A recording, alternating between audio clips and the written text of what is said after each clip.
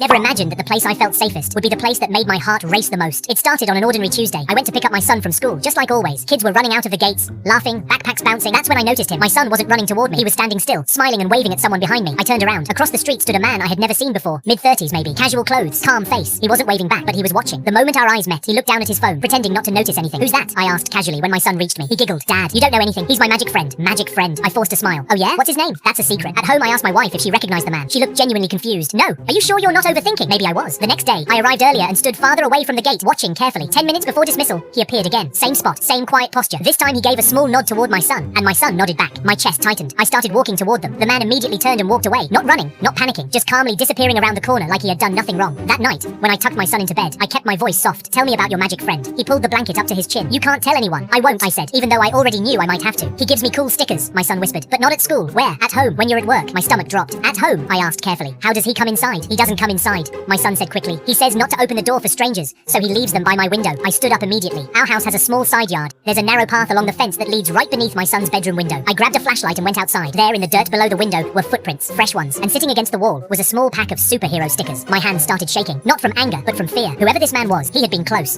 enough to know my son's schedule, close enough to know which window was his. I went back inside and locked every window, every door, installed temporary alarms that same night. The next morning, I didn't send my son to school. Instead, I called the school administration and asked about security footage. I filed a report, not because something had happened, but because something was trying to. When I looked at my son eating breakfast, happily talking about cartoons, I realized something terrifying. To him, this was a game. To me, it was a warning. That evening, I installed cameras around the house, and just before midnight, my phone buzzed. Motion detected. Side yard. A shadow stepped into view. Same build, same calm posture, standing beneath my son's window, watching. But this time, I was